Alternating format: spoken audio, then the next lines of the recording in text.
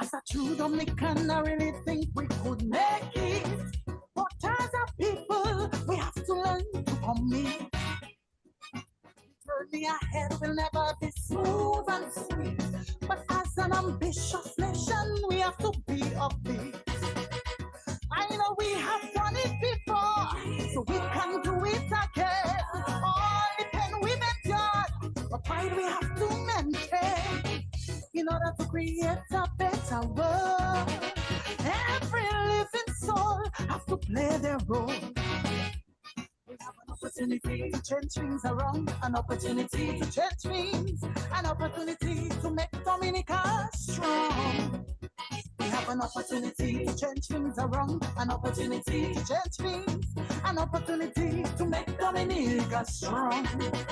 We got to stamp out the devil, stamp them out, stamp out evil. Jealousy, not by me, certainly. We got to stamp out greediness, stamp them out, stamp out wickedness. Jealousy, not by me, certainly. Yes. The first day, the rest of our lives, let's make tomorrow the first day of the rest of our life. No, I have to update An my. opportunity to change things around, an opportunity to change things, an opportunity to make our country strong.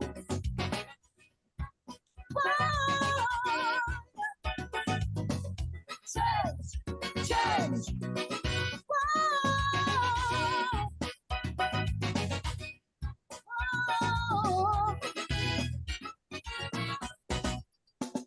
I remember the love and unity that we once shared. Starting from the home, the children would be prepared. Food there was a daily part of our living. This society would be part of our children upbringing. We used to eat everything we grow and grow everything we eat. But smiling faces would glow and the people will real the streets. We need to go back to where we were. Otherwise we'll witness things we never seen before. We have an opportunity to change things around, an opportunity to change things, an opportunity to make Dominica strong. We have an opportunity to change things around, an opportunity to change things, an opportunity to make Dominica strong. We got to stamp out the ugly, stamp them out, stamp out cruelty, jealousy, not by we, certainly. We got to fight hypocrisy, all conspiracy, jealousy, not by we, certainly. Tomorrow is the first day.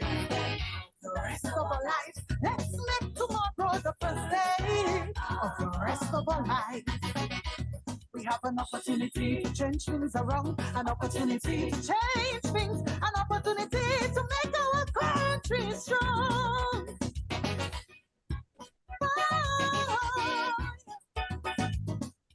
Change, change.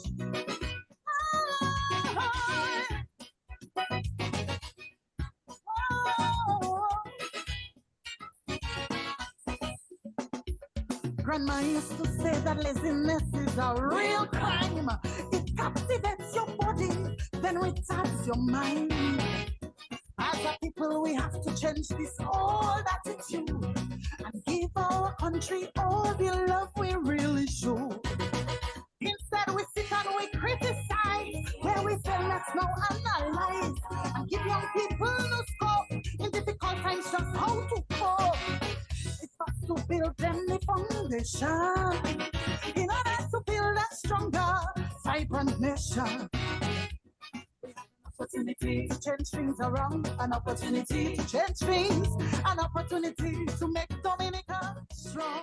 Yes, folks, we have an opportunity to change things around and make our country, Dominica, strong. A very powerful line indeed from this young lady, Joy Stout. She did this in the Calypso competition last year. So Joy Stout, good afternoon to you in a very, very big way. Let me say a special good afternoon as well to all of you locked into that space at this time. This is the Civic Vibes program. It is just about 6 minutes past 6 o'clock. And that is where we want to make a very prompt start to this evening's very, very informative program. I can assure you that for sure. This evening, straight up the bat, we're going to have a candid conversation surrounding our environment. Yes, a very important aspect of our country. Should I dare say our survival as well? And so, yes, indeed. So please stay tuned. Make yourself feel very, very comfortable because I can tell you, the three invited guests we have here lined up for you guys, no stranger to us in Dominica, they will be doing justice in terms of the extrapolation of the subject matter here this evening. Let me now move across without much more delay and say hi and hello to Brother Alvin Thomas. Good evening to you, my brother. How are you? Yes, good evening, Lofty. Good evening to you, my brother. I can see you're doing quite well. As I indicated earlier, you look very presidential. You need to tell me how I can get that look as well.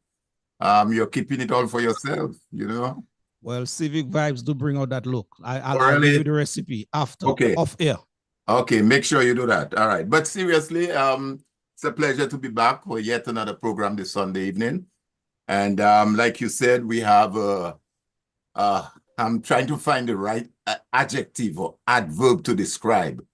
Eminent individuals here this afternoon in the person of Annie, Len, and Jackie to discuss the future of Dominica. Basically, that's the bottom line, the future. And I'll sit back, listen to the conversation, and contribute as best as I can. But let me say good evening to our many folks who have already logged in. As you know, that program is extended far and wide on Facebook, on YouTube, and many of our folks have already logged in. Sit back, grab a cup, grab your tea or drink, whatever it is, and let's have a conversation, but a conversation that will allow us to take action. At the end of the day, that's what we need. And Civic Vibe always pride itself on providing the information, but at the end of the day, we want some action and positivity. So thank you, Lofty, and welcome to the folks, and let's make it happen. Indeed. Alvin, thank you very much, my brother, for your opening remarks indeed. And like you, I want to say thank you as well to all the many persons tuned in at this time. All we ask each and every time is to share that live information, make someone know that that program is on, and not just listen to the program, but they can participate by calling into the two designated numbers. These numbers I'll plug in the live feed sometimes later, just in case you did not get it. They are 245-2396. These are the two numbers to call into the program, or 615-9470. Again, 245-2396. For those of you outside of Dominica, 767 is the code. And you could call these numbers direct or via WhatsApp. 245-2396 or 615-9470 indeed. This program is streamed live on Facebook and also on YouTube as well, and Twitter. So thank you very, very much to all of you on the different platforms around at this time. The weather in Dominica, it's sort of hot. We had a hot day today, and so we thank the Almighty for that. And it's all about the environment, as I said before. And we have three, as Alvin pointed out, esteemed guests here. We're going to open up the mics in just a bit so that they could have their say in terms of the opening or introductory remarks to us right here. But in a nutshell, a very important aspect to our country in terms of its environment and the preservation thereof by us, not by someone else, by us. These people, they have been, quote unquote, the custodians of things in Dominica where that aspect is concerned. So without much delay, let me move across and say a special welcome to Annie Edwards, Miss Lennon Matthew, and also Miss Jackie Dupini in the house with us. Guys, good evening to you, and again, welcome. Good evening. Good evening. Yes. Good evening to you. Annie. Yeah. And thanks for having us on here this evening. Yes, good. Mr. Lennon will give you the first take at the cherry, as it were, in terms of just your introductory remarks. Lennon, I've been hearing lots of you, but it's been some time we have been here in Civic Vibes. Good afternoon to you, my brother, and welcome. Looking forward. Hey, thanks for having me back here again. But Alvin is taking up all your time. You can't have, it's pretty unusual to have me and Alvin on the same program. That's trouble. Well, he said he's gonna sit back and relax. So there's no relaxing for Alvin tonight. I'm sorry right about that. But thanks, Lofty, for having me back, and thanks to Annie and Jacko for making the time You did start by saying we're here to talk about the environment. And earlier on while your videos were passing through, I saw it was also something with World Democracy Day. Indeed, yes, Today. we'll get to that. Indeed, yes. And just by the title of your program, Civic Vibes, for democracy to really thrive, you have to have civic organizations. And why we are here is to advocate for the environment, which is what we are part of. So, with my background, with experience in doing environmental consulting for going on 20 years now, as a geologist, I've introduced myself many times. So I'm not going to go through that again, but it's me giving back to my country, because for democracy to thrive, for our civilization to thrive, we have to play active part in ensuring that our environment, our education, our natural resources, our health, our transportation, everything about our country, to do well, we have to play active part, and it's through this civic organization like WAVE. So I'm here representing as the PRO for WAVE, which is IYT Kubuli, for Advocates for a Viable Environment. And what we're really here to do is to talk about World River Day that's coming up on the 22nd of September, and really the importance of the river to our livelihood, our history, our community, our culture, and ensuring that people take action for preserving these things. We can talk from January to December, but without action, without active participation, nothing gets happened. So that's why hopefully we have an enlightening conversation today. Hopefully our conversation doesn't fall on deaf ears, but spur people to, most of all, not listen, but also act in their best interest, as they're rightfully required. Yes, indeed. Very, very true. Brother Lennon, thank you very much indeed for those fine words in terms of your opening. Annie, good evening to you. Yes, good evening, Lofty, and good evening to your listeners. I was just reflecting, and I realized that a year ago I was on your program talking about the watershed management approach. Yes, all time flies, Annie. Yeah, at that time had just joined WAVE, but I wasn't the president yet. And I was talking about the different things we could do. And here I am, a year after, president of WAVE, and really doing some stuff to, put in words into action. And also since then, we did a few, I became the president. We also recognized International Day of Action for Rivers, where we involved a lot of school children, and the work continues. Margot is on the ground doing what she does best, gathering information. So as Lennon said, we have a new executive. Lennon is the PRO. Jackie is our secretary, and we also have Margot, vice president, and that's basically, it's a small group of us. So why are we here? We are here, as I said, as was said before, to recognize or to prepare people, Dominicans, to recognize World Rivers Day. This is the 29th anniversary, and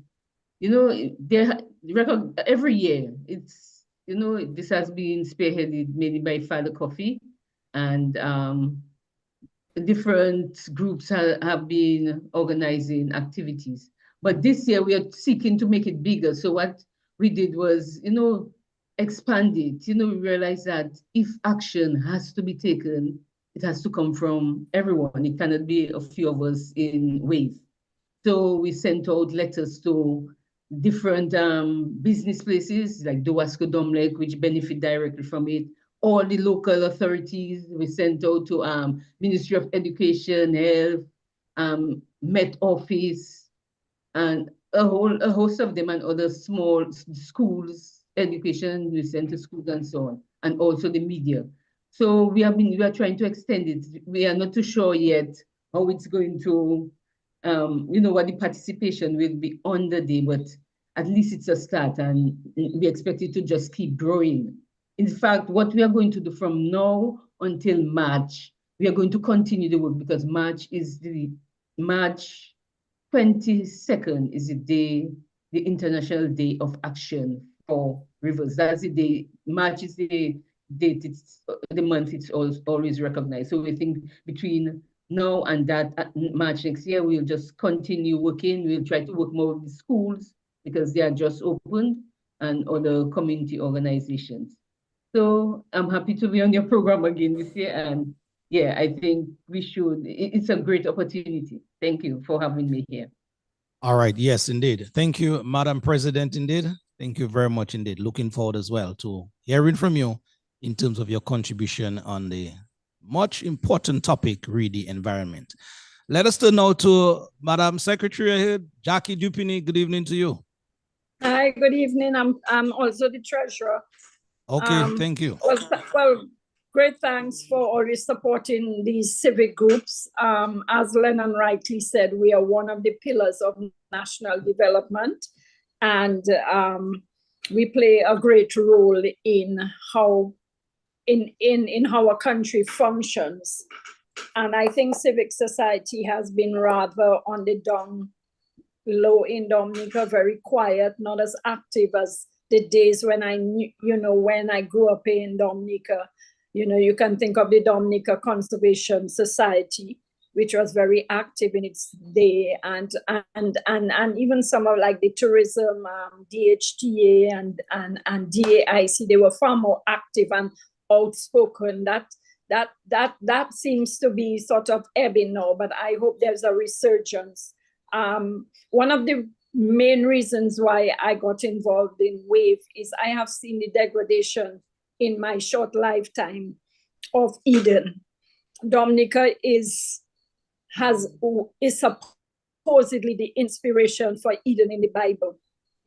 And I grew up in an era where we had so much fun going to rivers. It's so ingrained in our culture, going to the rivers. We were safe. The rivers were unpolluted. There was no garbage whatsoever. We used to boast to visitors who came to Dominica that you could drink the water in any river in Dominica. Now you probably have to look for a river that's pristine, And I think Lennon's background is an example of how our rivers all used to be. And now you look at some of our rivers and it's full of silt, and there's just a little trickle flowing through, down the river. A typical example was the Roseau River, and what it is reduced to now when we don't have rain for just a week or two, we see how much it has been affected. Rivers are synonymous with Dominica, and I think they are sacred parts of our country, and I think we need to fight for our rivers and our environment. And this is really the role of WAVE in bringing an awareness to what is happening with our rivers and why they are how they are today. Thank you. Yeah, thank you. Thank you very much. You guys keep speaking of WAVE, but can you break down the WAVE, what it really means, WAVE? What's the abbreviation stands for? YT Kubuli. Sorry, go ahead, Leonard. No, go ahead. You started. You're fine. Okay, so it's YT Kubuli, Advocates for Viable Environments. Okay, thank you. Thank you very much indeed. All right, Alvin, you want to chime in here before we sort of go back to our guests and let them just flow? Yeah, well, well, I think they have all, pretty much zero in on what is considered a threat to our environment. I think Jackie says it quite nice in summing up. We need to fight for our rivers and our environment. I think by saying that, it means therefore that in addition to the speaking, the information, the knowledge, we need to take action. And that's what I interpret by meaning, by what you've said, we need to fight for our rivers and environment. We need to take action. And hopefully, as the conversation unfolds, we will get to that point in terms of what is it that we can do and should do in concert with the rest of the Dominican people in order to protect the environment and some of the areas that they have already pointed out. Yes, indeed.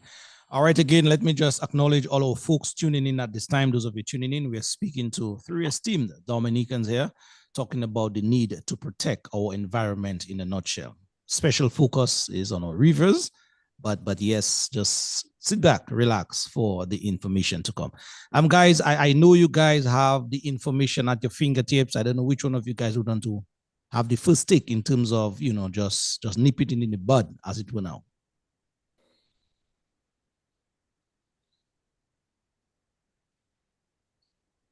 So yes, I can go any one of you just, you could just kick off.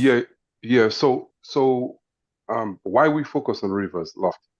So all of us, done geography from elementary school in Dominica. When you talk about the Caribbean islands, we would mention Grenada being the Spice Isle, right? Antigua being the place with a lot of white sand beaches. You talk about St. Vincent and the Arrow. What did we talk about Dominica? Dominica was known for having 365 rivers, one for every day of. And what made that so beautiful is because of the mountains we have, the geology we have, the geomorphology, which is the landform we have, high mountains, a lot of rainfall. Part of the reason we have a lot of rainfall in Dominica is because we have such towering mountains that force these eastern currents to rise, create all that rain. That rain is catch through that green lodge vegetation. And that's a resource that is very, very, very important. And why I say that? Because water is life. Without water, there is no life. And we are in a unique area that we have an abundance of fresh running water. There are lots of countries around the world right now would die to have the water resource that we have. I have seen case studies of places in Western Africa, Freetown, in these areas where the water is so contaminated that you have young kids having tumors and all kind of stuff. I have seen situations, our friends in places like Haiti, if you see pictures of the rivers, they have issues with having clean, fresh water. And I think sometimes when we have something in life, we take it for granted. And the thing about it is you never miss the water till the well run dry. We never miss the resource when it's gone. And I think too often we don't realize we are part of the environment. If we impact the environment negatively, really and truly, we are impacting ourselves. You put in chemicals in your environment, it gets through the food chain, through the water, it's transported, it gets into your body. So it's really, really important that we look at the benefits of the river, how the rivers in Dominica have served us through our existence prior to us being there, while we were developing, and how important is our rivers going to be in our future development. We've seen rivers for transportation, for agriculture, for food, for leisure activities. And you guys can point out behind me. That's the short deer pool up in the mountains in Benz. You can see the million-year-old, well, I shouldn't say million-year-old rocks that have been formed millions and millions of years ago.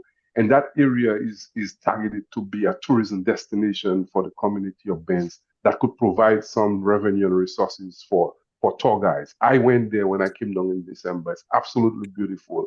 And why not protect that? When my grandparents told me stories about that place that people didn't go through, and today my kids could go there and enjoy. That little basin represents a connection between my ancestors, myself, and the generations to come. And what we have to realize is this is what makes Dominica unique. This is what makes our country beautiful. And if we don't do enough to protect them, then at the end of the day, when it's gone, we're going to ask ourselves, what could we have done when it's too late? And Lofty, there are rules and laws that we have in our parliament, in our government, in environmental and forestry to protect those rivers. And as I said earlier in my introduction, without civic organization like us, because really and truly the laws are not created for the dogs and the cats and the birds, they're created for us.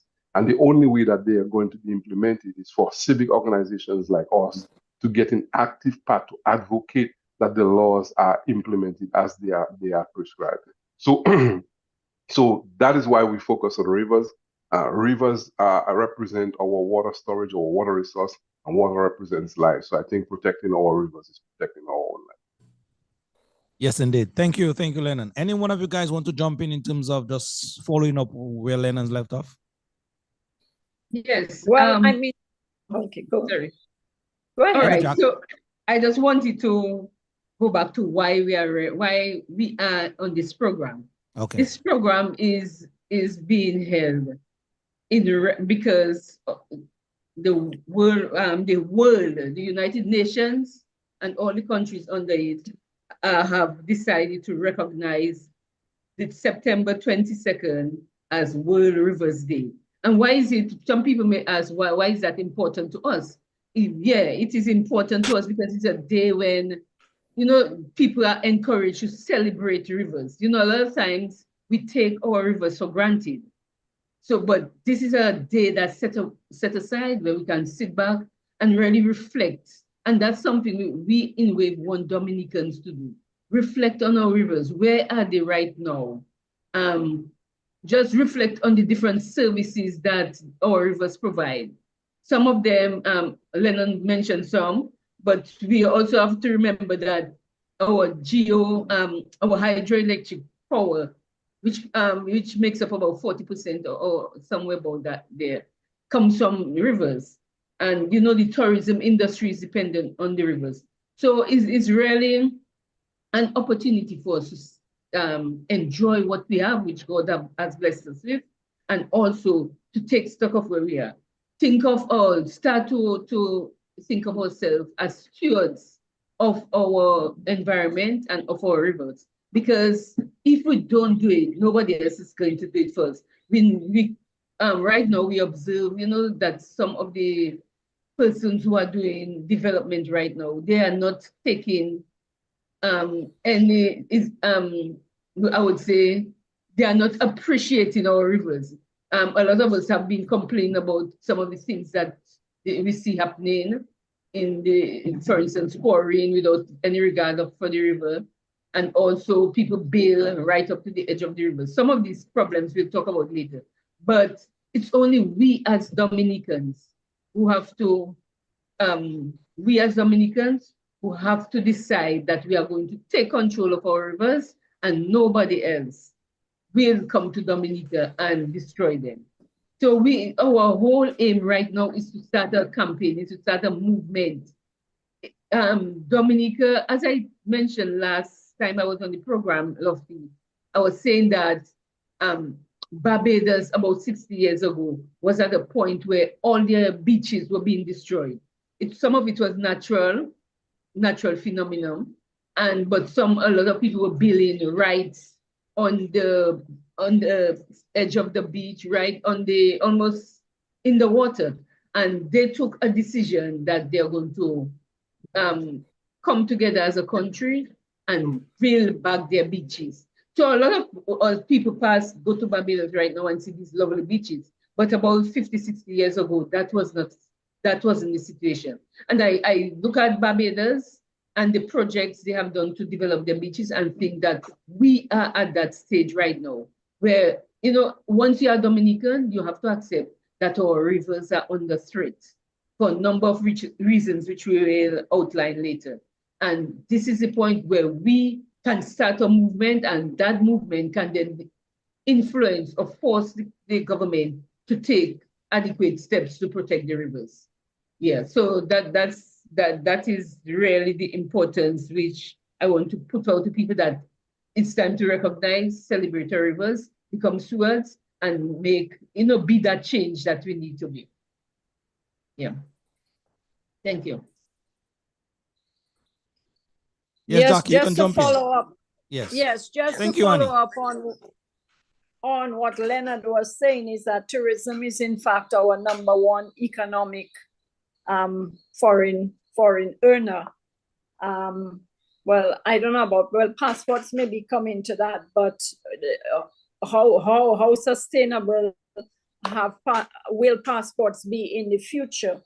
I think in terms of tourism, we have a competitive advantage with our rivers. Barbados has the advantage with their beaches, or the Bahamas. Our advantage is our rivers, and you cannot speak about rivers without speaking about rainforests, because one is in tandem with the other. So it's very important to protect our forests and also our wetlands. They are all part of the whole scheme of rivers. Tourism is a huge contributor. It brings jobs to our people, and we have to be the guardians of it because it can easily be lost. So yeah.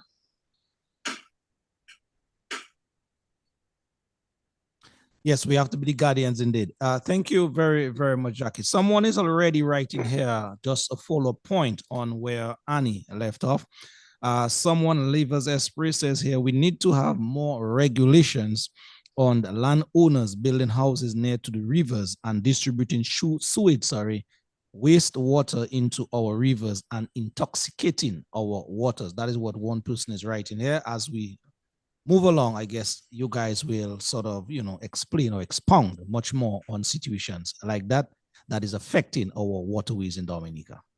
Hey, and yeah, that's a good observation. We'll always talk about later, because I'm always reluctant when it comes to our situation with Dominica to talk about putting more laws in place. I don't think it's for a lack of laws. I think it's for a lack of enforcement of the existing rules. Because we have rules. Our planning has rules, and it can tell you, but the rules are only as good as the level of enforcement. So I think we need to enforce what is there already. Instead of making new laws, enforce the ones that are on the books. And if there are situations where they are lacking, then you make amendments to either strengthen the laws or reduce them if they are straining or they preventing development. Dominica doesn't have I think we have a law enforcement problem. But one thing I'd like to point out, Lofty, I don't want to forget a gentleman who has been very instrumental in advocating for rivers, and I think we should give shout out to Father Coffee. Father Coffee has been one who has been a champion for rivers in Dominica, dealing with the 4 hours theme that says river rescue, reclaim, and restore.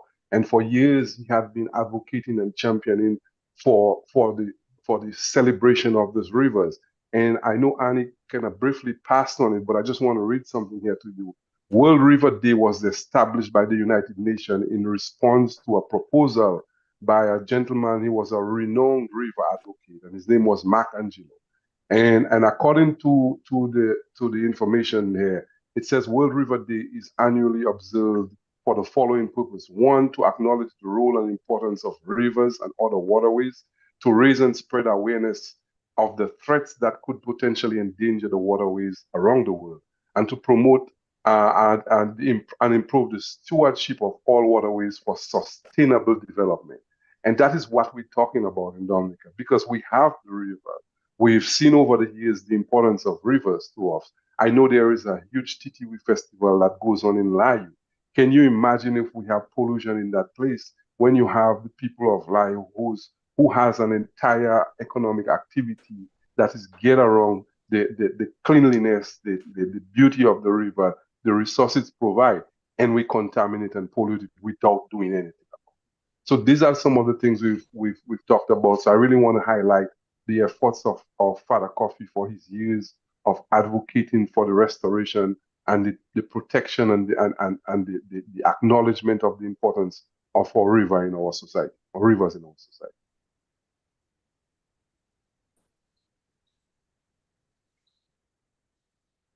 I just want to add to what Lennon said. We have the rules in place and they are being broken. The question is who is breaking it and who is allowing it to be broken. We are seeing a paralysis of state institutions that are not defending the nation's resources. Or sometimes, sometimes the building of bridges. We saw the Roseau that was badly flooded in Hurricane Maria. Yes, it's climate change, but the question is, when these bridges a bit too low, didn't they act as a dam that caused Roseau to flood far worse than it should have? the whole river management from source to mouth. Over the decades, I think we have sort of taken it for granted that we have our rivers and they will always be there. But we haven't been astute custodians of the river. And you can see the degradation that has been caused and the destruction that has been caused due to this sort of taking for granted and state paralysis of our institutions. Yes, we need more laws to, you know, because times have changed. Yes, but Lennon is very correct in that we have the laws, but then are they being adhered to? Yeah. All right. Okay, so I just want to butt in there. Being in the system, having been in the system for quite some time, I must say, having worked at the planning department, I have to admit, as planners, during my time, we were living in more or less, we were operating, I would say, in a box. You know, as planners, you are trained to just, you know, do the development activity, check, you know, review the site, take stock of everything that's happening. And I must say that during my time, we had never experienced anything like a hurricane or Hurricane David was way before my time. And, you know, if you talk to some of the persons who were badly affected by the hurricane, even for instance, I spoke to Mr. Louis. Mr. Louis' house was washed away, I think in Hurricane Maria. And he told me he had been living there for 80 years and that wood house, which he had expanded on, was never affected. And, you know, just Hurricane Maria destroyed it.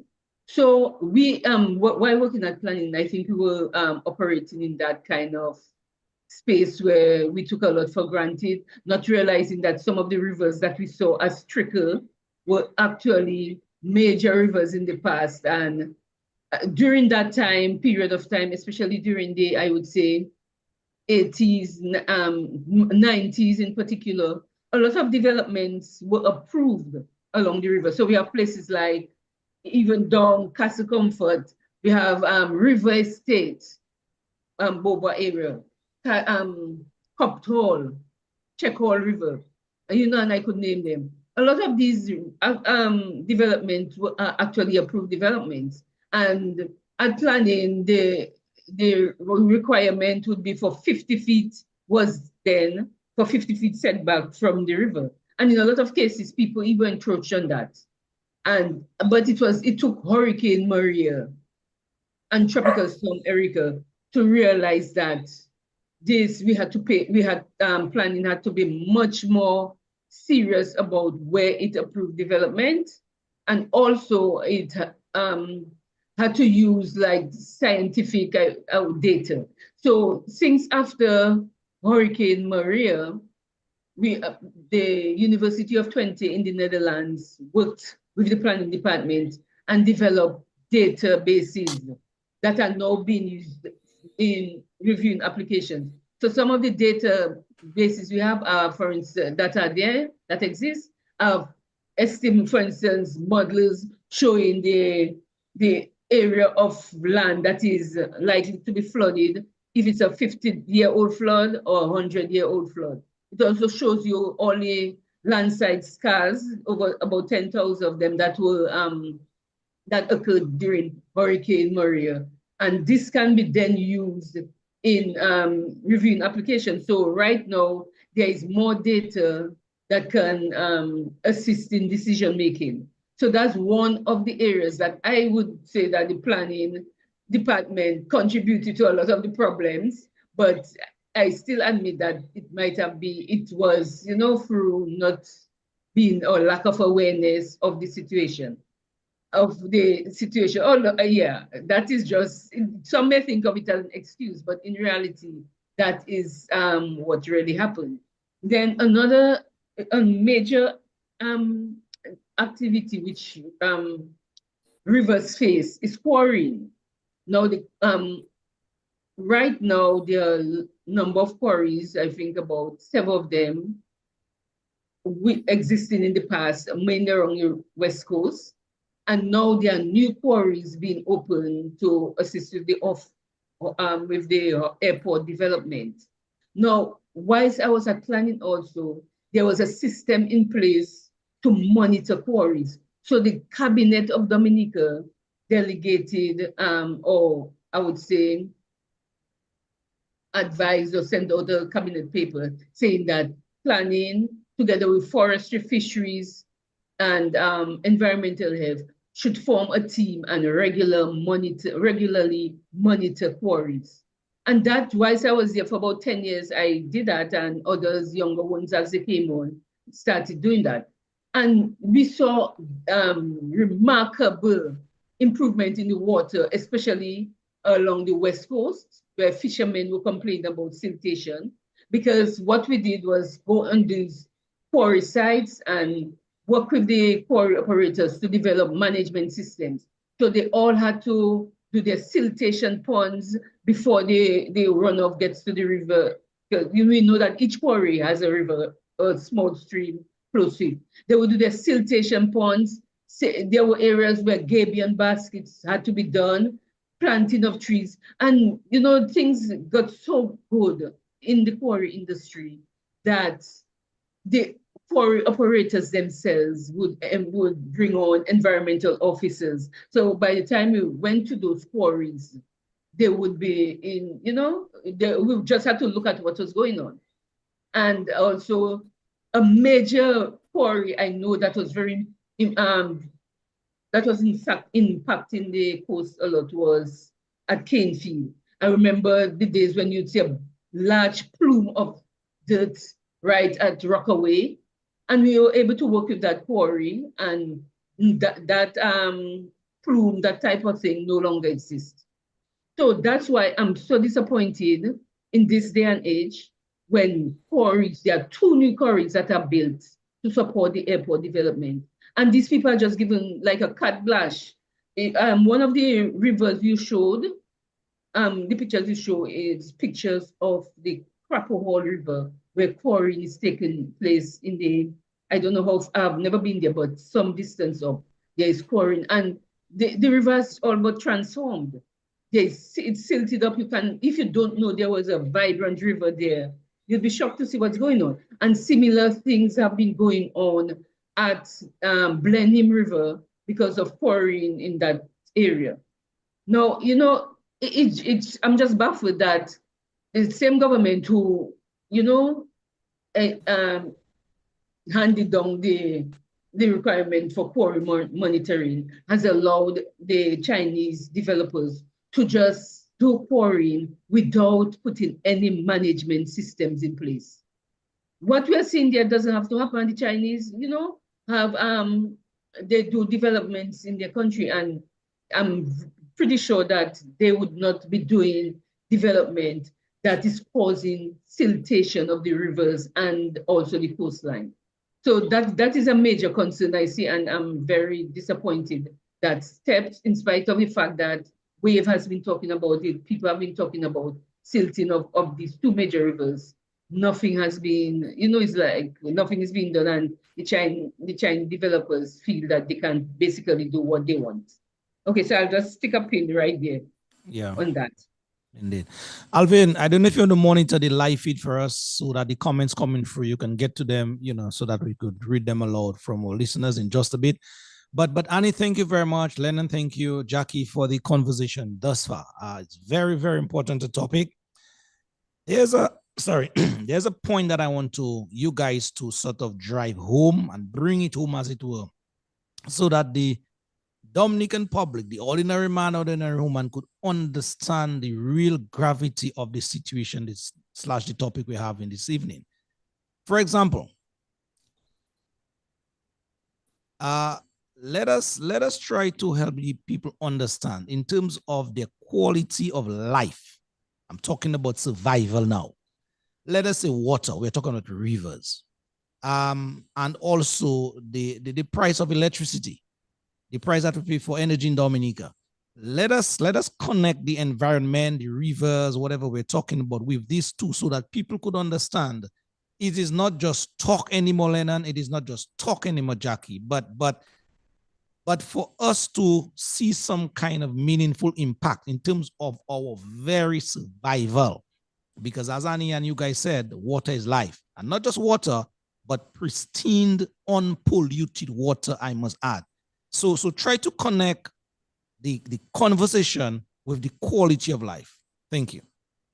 So if you don't mind, I can go ahead and try to give. We don't have much time to explain. I could give a lecture, but a broad view. Mm-hmm. So in my observation, what I noticed over the years, the different departments that are managing these resources were sort of disjointed. So when we talk about water, Lofty, the water on rivers are a major part of what they call a hydrological cycle. That means you have rainfall. You have that rainfall gets into the forest. It falls on the forest canopy. It trickles down slowly from the trees, the branches into the soil. When it gets to the base of the soil, and there's a reason why I'm explaining that. You'll figure it later. It gets to the soil because of that forest canopy. That forest canopy prevents the direct sun impact on that land. Therefore, there's not a lot of evaporation from the soil. That water gets down into the ground formation slowly through the roots, flows underground, what they call base flows. Through gravity gets into the channels and eventually makes its way through the ocean by the rivers. Because we have so many rivers in Dominica, because we have a healthy forest, you are able to generate geothermal energy. I said geothermal. You're able to generate hydro energy, hydroelectricity, because of the topography of Dominica, the abundance of rainfall, and the waterfalls we have in Loda and those areas, right? So without a proper management plan that has to involve the collective effort of the Met Office, the Ministry of Agriculture, the Ministry of Forestry, the Ministry of Planning, the Ministry of Environment, it cannot be in isolation. These ministries are working on different parts of that hydro cycle.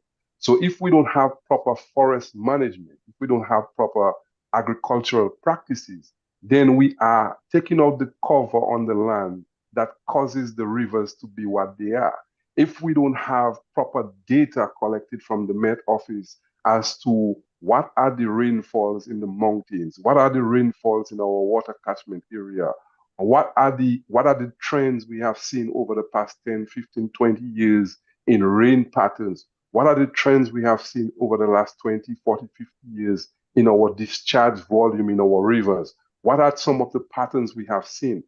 All this has to be included in our natural resource, our water management. Then you come down to the Ministry of Health.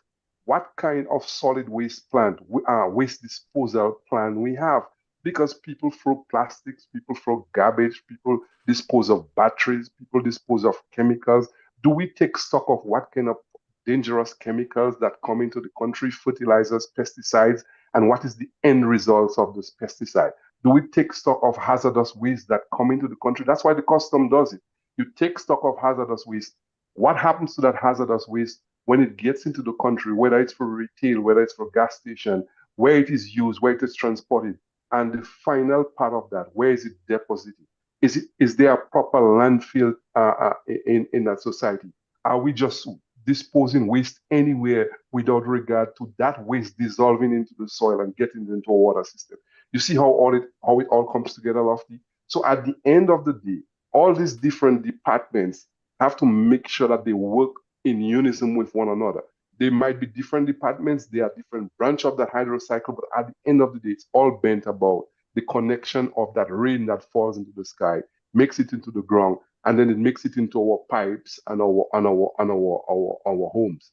So having a natural resource plan that deals with our vegetation, our Met Office people collecting the data, our Ministry of Health understanding that they have to oversee the proper disposal of garbage and waste, a good solid waste plan, our customs and that has to look at what kind of chemicals, taking stock of the chemicals, fertilizers, pesticides, all those things that come in the island, where they are stored, what is the end result of them, batteries, I mean, just name it. We can think of all these chemicals that come in. And then what are we doing as a country, as a people, to ensure that we have responsibilities to make sure we recycle goods, to make sure that we do things like composting, to make sure that we separate hazardous waste, to make sure as a people that when laws are put in place to have your waste, don't throw your batteries out there, don't throw this thing there, that we ourselves are educated enough to realize if we don't have proper disposal of waste, things like that can happen. What are we doing as a people to say, hey, you know what? I don't mind paying a fee because I know that waste is going to be sent to a proper landfill. But unless we have this conversation, unless people like me who have gone and seen how places like this, let me give you a perfect example. I go to a site in the US where I'm pulling tanks at a site.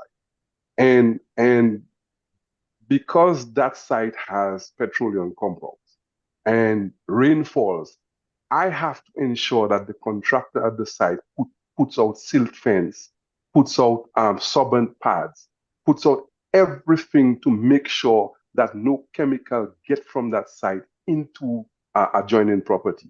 I have to go get what they call a national pollution discharge elimination system. It's a permit to get discharge water from any site that has contamination. And before I do that, I have to grab water samples. I have to make sure I know what chemical is at that site. And if it's above a certain limit set by the regulatory requirement, then I have to put mitigation things in place, doing remediation before I can discharge it. And every day I am supposed to go out and take water samples to make sure I'm not exceeding the contamination level. Do we have any system like that in Dominica? At some point, there are probably rules that say you cannot dispose of garbage. I have seen the environmental laws in Dominica, and it's a joke, but nobody says anything about it because we do not have that conversation. And I've written stuff on the Lyle River situation. So Lofty, what it tells you is that the whole idea of water management is not as simple as Dowasco going by a river and running a pipe and running it inside your house. You understand what I'm saying? We've seen what happened when it didn't rain a couple of days before. The water level in the lake dry, and all of a sudden there's load shedding. There's load shedding because there's not enough water flowing in your hydro dam to generate enough electricity in the country. And it's the cheapest form. It's one of the cheapest form of electricity generation we have there.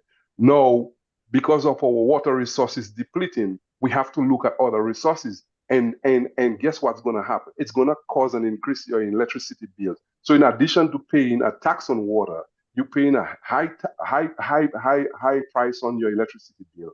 And now, if your water is not in good quality, now you have to be importing water from other places. That's another cost to you. And then over a period of time, if we do not have proper waste management, if we do not have proper measuring, if we do not have proper enforcement of those laws, people are ingesting through their food and through their drink contaminants that cause them to get things like cancers and so on. And we see the amount of cancers that have been in Dominica. Any family in Dominica, and I have first-hand experience, can tell you the cost of cancer treatment. So you have a father in a house with 6 kids and a wife, or let's say 3 kids. In these days, people don't make a whole lot of children. We can see the population decrease. Let's say 2 kids, and he has a kid to send to college. And because of proper waste disposal, because of proper environmental management, he's grabbing water from a source that is below where people are dumping chemicals, rubbish, whatever the case may be. He gets cancer, and now his treatment is going to cost $100,000. What do you think is going to happen to the 2 kids when they can't afford? They're gonna suffer. They're gonna suffer. They're gonna suffer. So, Yeah. so the question you're asking, that's what I'm answering. So the protection of our rivers, the protection of our resources is not just for planning, enforcing the laws that's already there. Planning has to work in conjunction with the Ministry of Environment, the Ministry of Forestry, the Ministry of Agriculture. And I think it's about time the experts, the technical people from these different ministries get together, get a comprehensive plan put together, find a way to make it happen, and then find the enforcement mechanism to make sure that the public buy-in, not because it's been antagonistic, but it's for your best interest. I have showed you in this little conversation how your health can be affected, how your bills can be affected, how your agriculture can be affected, how your drainage business can be affected. What else do we need to realize that we are too far behind on the True. All right. So thank you very much, Lennon. So basically, in a nutshell, what you're saying, preserving these things will add to the quality of our life in Dominica. Exactly. Yeah. Certainly. All right. Alvin, anything on the live feed before we take that all-important break at 7 o'clock, which is in 3 minutes time? And Annie, Jackie, anything that you guys want to add? Yeah, there's quite a bit going on the feed. The feed is quite active. We have Andy Matthew who just posted and say, how are those departments going to function when they're under the government, which breaks the same institutions' laws? How are they going to be effective? And we have also, let's see, Gerald Vital, who says Mrs. Jackie Dupini has encapsulated and outlined in a nutshell the myriads of problems negatively affecting Dominica. The people have become docile, reticent, and non-participatory, and outspoken on activities that destroyed our rivers, lakes, water table, and ecosystem. So there's quite a bit coming through where folks are expressing their concerns as it relates to the conversation so far. Hey, can I answer one of the questions before? Hold on a while, brother Lennon. We have a caller on the line. Let's see if we can facilitate that call, and then we'll get back to you guys. Caller, yes, good evening to you. Civic Vibes. Yeah, good evening, Lofty. Good evening. Good evening to everyone. Good evening. Lofty, you hear me clearly? Yes, hearing you very clear. Yeah, I wanted to pigeon off of Lennon's presentation, and he did it in terms of the natural resources. And I'm saying the conversation has to extend to our heritages and and what is indigenous to us. Like the same, there's an absence of protection across the board, then not just in the natural habitat, but in the entire spectrum. Can you guys hear me? Yes, we are hearing you loud and clear. Go on. You see, in the entire spectrum, there's an absence of preservation. You look at a building in Roseau. You know what could have happened after this thing with Theola 4 if we had that generalized building in the original form. The kind of historic, the kind of impact, the kind of people that are buying tickets to come to Dominica, to visit Dominica. You understand? And people don't understand these things. You build a big building, but it has no value. Nobody's going to buy a ticket in Europe to come and see that building on Cork Street. You understand? But right now with Theola 4 and the historic opening and the expansion to the global and people researching Dominica, millions of dollars would have come from that simple building that was torn down to put up some garbage in the city. You understand? So there is an absence of realizing the value in preserving indigenous things in the country. A total absence. It makes life easier. It makes life cheaper. It makes life healthier. All of the good things. It makes us richer. And we have a government that is not observing indigenous value. Not observing indigenous value. You understand? And that is, I think that's the most critical thing facing Dominica, because if you do not maintain indigenous value, you're going to have a poor future. All right. Thank you very much. Thank you very much. Very succinct point here. Guys, you want to respond? Limited time before we take that break. So I don't want to overpower the conversation, but in respect, let's just see if we can take another call right here. Let's just see if we can facilitate another call. Caller, yes, good evening. Good evening, Lofty and Lennon and Miss Edwards and all the rest of your guests on this panel. Yes, Lofty. good evening, caller. Yes.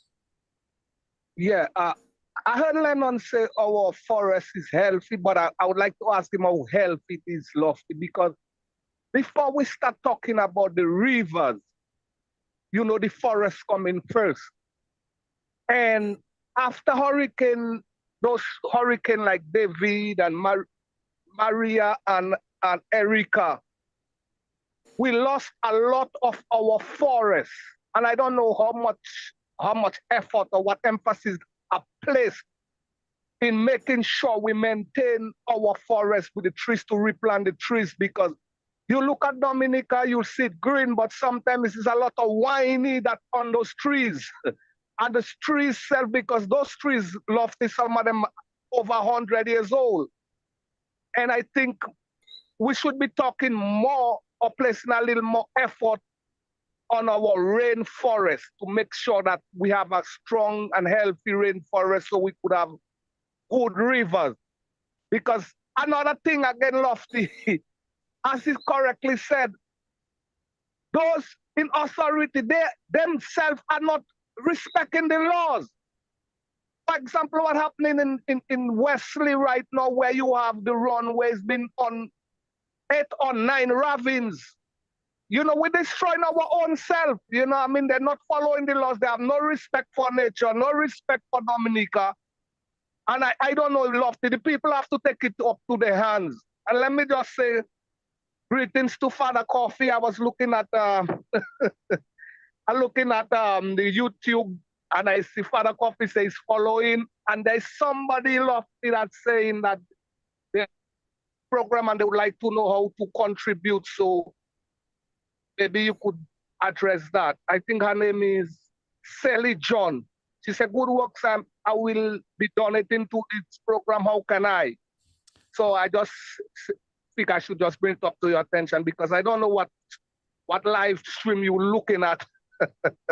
All right. Because mine's, I could see, I never hear Alvin call those names. What I'm seeing, I hear in a lot of different, so maybe it's the Facebook or the yes, thank you, caller. We should be monitoring both. We should be monitoring both channels. Yes, thank you very much. Thank you, Lofty. Indeed, thank you. Thank you very much. Alvin, yes, just have a take, and then we're gonna take that break and then come back. Yeah, well, where and how should I start? Let me first of all compliment all the Jackie, Annie, and Len. Oh, Alvin, do you want us to take that break? Because I suspect your contribution there might be. Yeah, let's take the break. Let's take the break. Right, We'll come after the break. Yeah, take the break. Yes. Yeah. Okay. Yeah.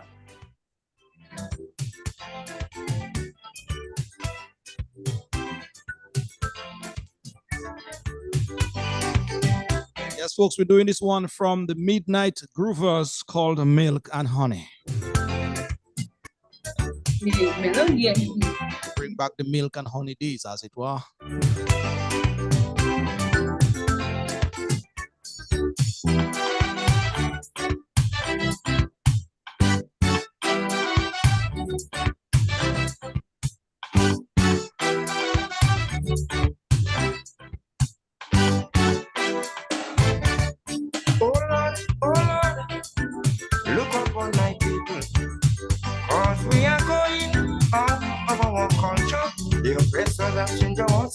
We need to build back ourselves.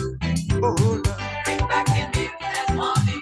Angels and bush medicine. Bring back the milk and honey. Yes, all of you looking and listening on, thank you very much for your eyes and ears each and every time.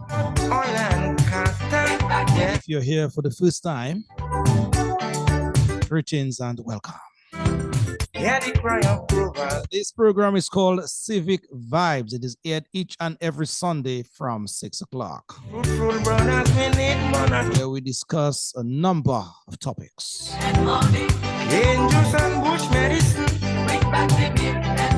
This afternoon, we're having a conversation re our environment. Coconut oil and castor. The numbers to call into the program sometime later, they are scrolling across your screen as we speak.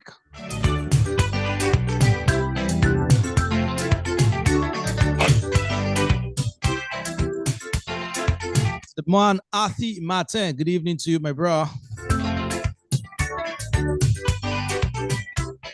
Brother Bernard Wilshire as well.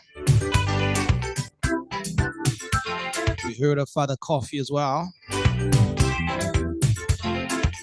Brother Errol Emmanuel, you as well, my brother, good evening. And the many Dominicans from the length and breadth of this island, trying our best to protect our country.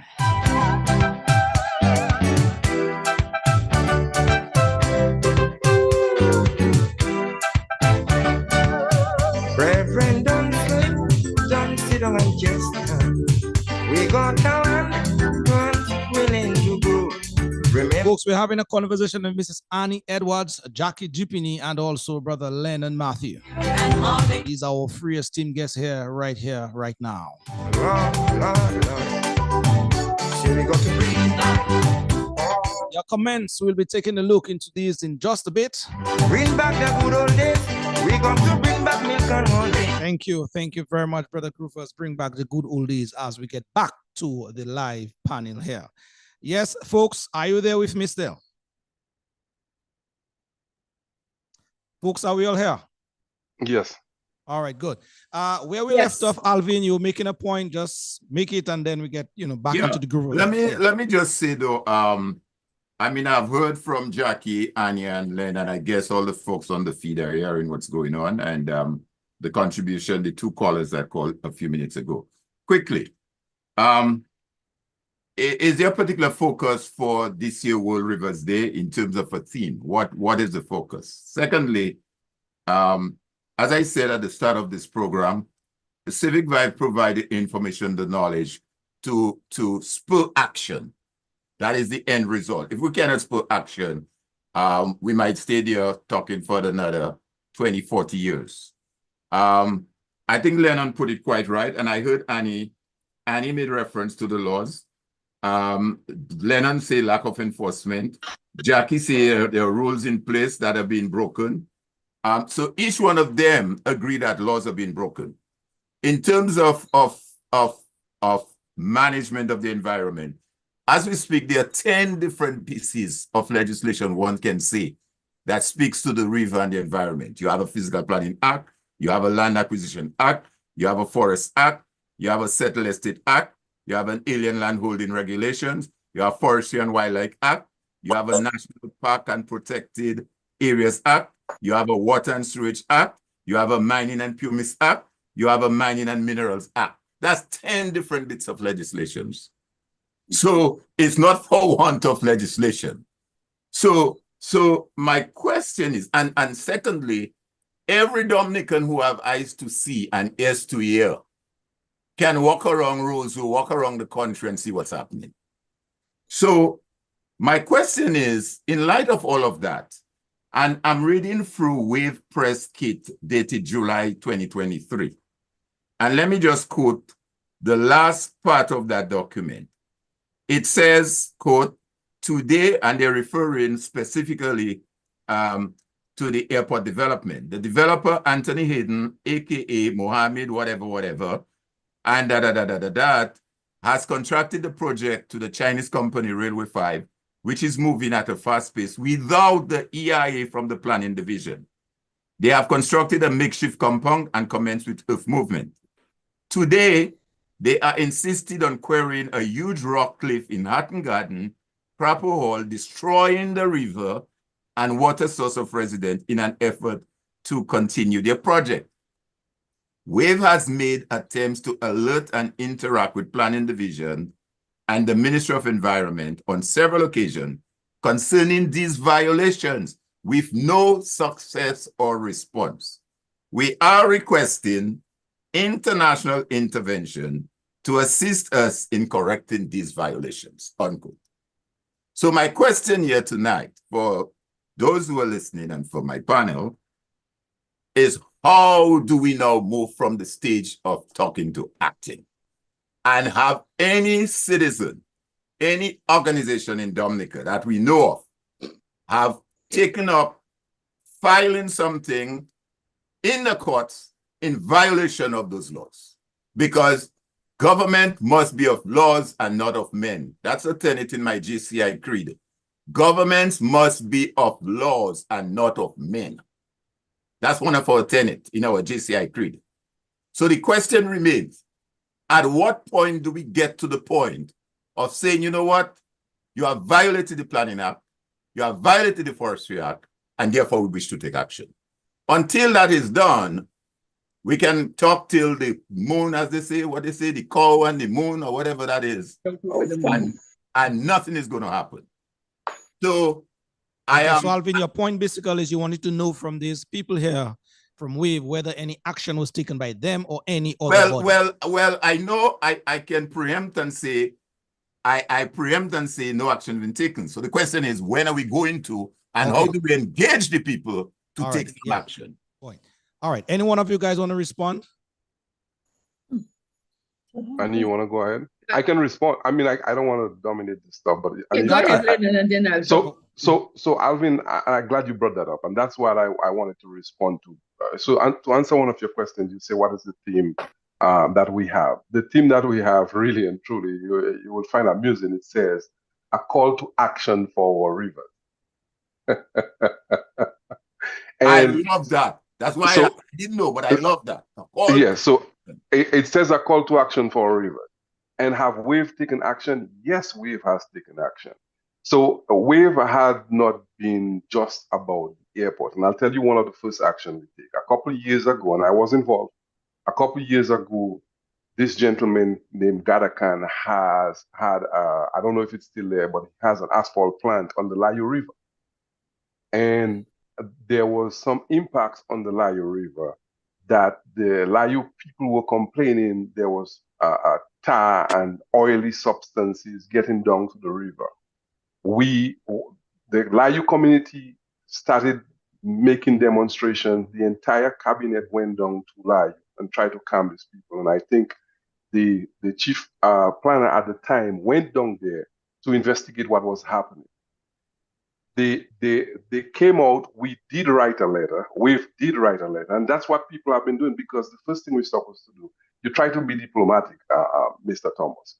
We wrote a letter quoting the environmental laws, sending it to the ministry. We had people on several occasions to ensure that the guy is not violating the right. There's an EIA for Layo River. There's an EIA for these activities, and in the EIA it says, and I have a copy, it says, if there is any impact that negatively affects the river, the individual who has his business there has to compensate the folks. Here is the issue. People keep saying, and I hear your caller say, well, the government is violating the laws. Well, nothing's going to be done about it. And I think that's a wrong conversation we are having. The culture in Dominica, we are too passive. And every time we speak out for what is right and we get pushed back, we all go sit down in a corner. At some point, and I've said it before, to avoid chaos, we have to go through the court system. And what needs to be done with all this violation and all these disputes, the court has to play its part as the third branch of government that's responsibility is for one, interpreting the law, and two, solving disputes. And I think for too long, we have strayed away or have stayed away from utilizing the judiciary function to solve these problems in Dominica. So what happened, and I've said it to them before, in environmental situations, it's very, very tough when you're having this fight. And I'll tell you why. There's always the argument, oh, well, you guys don't want development. The Chinese themselves have laws for EIAs. They do have EIAs, by the way. The Chinese have EIAs. But there's two schools of thought. An EIA is used as a process to get something done, or an EIA is used as an engine, or how I would say that, the initiator to get things done. So if you do an EIA and the EIA shows that the cost benefit analysis, it's not worth it, it's not sustainable, then you can't do it. The Chinese philosophy is, let's go ahead and do it. We'll just do the EIA to say we have one, but nothing on there matters to them. That's what I'm seeing happening in Dominica. And it's not just Annie, it's not just Wave, it's not just Loftus. It's the population of Dominica who's, and I think people don't, and that's why I said earlier, people don't understand their responsibility in a government and in a democracy. It's not the responsibility of Wave to say, hey, we need to make action. Guess what? If somebody goes and pours fuel in the river in Marigot, or somebody goes and pours fuel in a water source in Granby, are the Granby people going to wait for Wave to come and file an injunction and to make noise on their behalf when they are the ones being affected?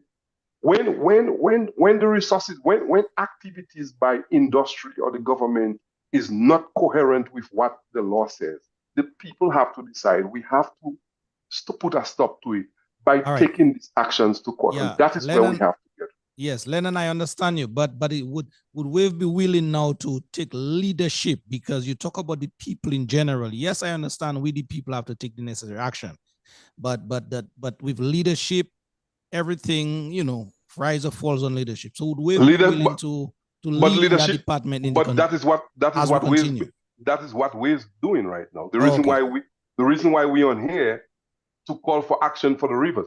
If you have a population who is ignorant of the rules and the laws, how are they going to know about it? They know about it through programs like yours. That is leadership. I don't know what people are expecting, but at the end of the day, we are bringing out the information. We are telling you why it's important. We are on there writing letters, sending it to necessary government. What we need to do is for the people to realize that there are people who are advocating for their own benefit, their own health, their own wealth, and they should stand up. That's what leadership's about. You're indeed taking part. But of course. All right, let's take a call. The lines are burning this evening. Caller, yes, good evening to you. You're on. Limited time, make your points succinct. Caller, yes, you're on. Good evening to you, Lofty, and to your panelists, and to your listeners. Good evening, sir. Can you hear me okay? Yes, very loud. I was just telling you we have limited time, a number of things to still, discuss. So just make that point succinct. Yeah. Thank you. Okay. I just wanted to, first of all, compliment all the members of WAVE who continue to do a good job. And I'd like to say that our institutions are failing us. And I can say that with authority because some years ago, when I was home, I was one of those who visited certain sites on the West Coast. I have photographs to prove the damage that they were doing to the environment. And one of the simple examples that people can use to, if they wish to prove that our institutions are failing us, is if they go down to the Layu River and they find that excavator that has been there since Tropical Storm Erica. Now, when you have a government that has an environmental health department and a planning department that has responsibility for ensuring that this should not happen, and it happens and absolutely nothing is done for as many years as we have had this vehicle in that water, are they waiting for it to rust enough for the oils and the fluids in it to start to leak into the water? Is that what they're waiting for?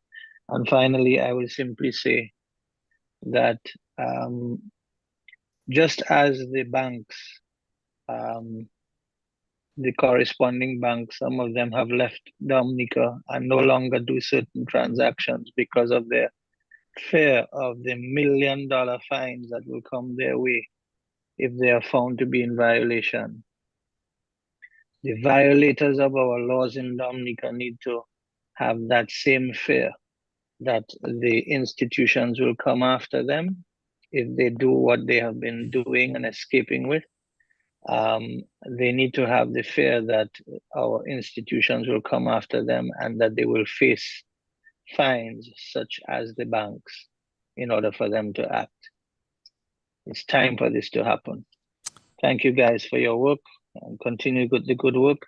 I will share as many photographs as I can, Lofty, on your Facebook page so that people can see the photos that I took in assisting with this particular violations. All right, caller. Thank you again for your time. Thank you very, very much indeed. Thank you for your points here. Jackie, you have been there for some time. I think Annie wanted to come in. Yes, yes. Annie, you wanted to make a comment. I just wanted to make a comment in response to what Alvin said. When are we going to stand up? I can say with confidence that the time is now. Okay. I remember when the airport project had just started, we were I was one of those bringing to people's attention the different violations of the planning and environment laws.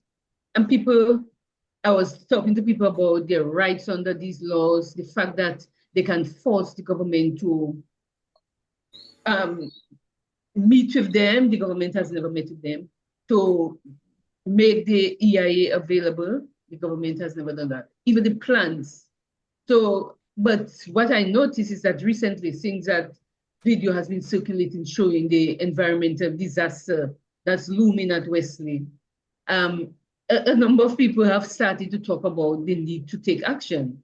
Good. Good. Because this is like, you know, this thing is going on and right now it's out of hand and the government doesn't seem to have any control over what's happening.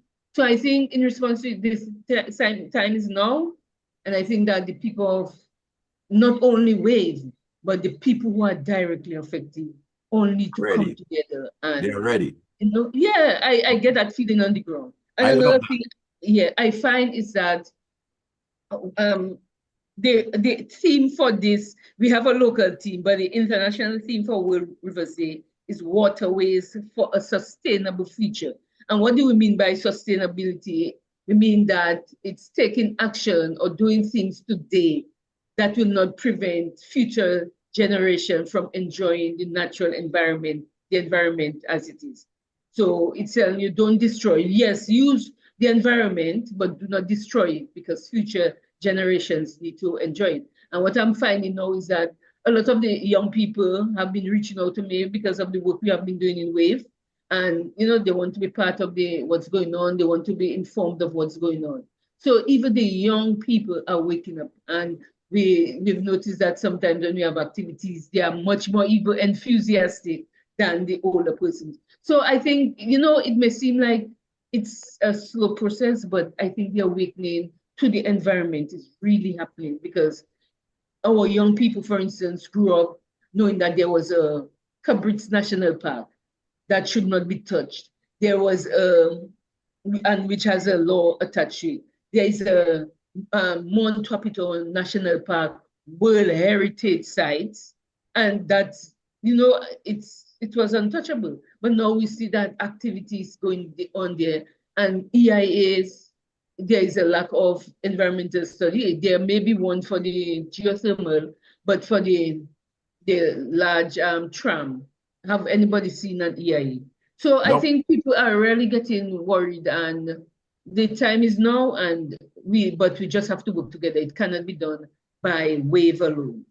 Absolutely. I'm so pleased to hear that. Jackie, you want to jump in? Yes, an earlier caller spoke about the heritage in regards to the Jean Rees building. And people, a lot of, I guess, we in our education system did not really bring to light who was Jean Rees. I mean, I'm going off a little off target, but it's all tied into our heritage. And she was one of the greatest literary writers of her time.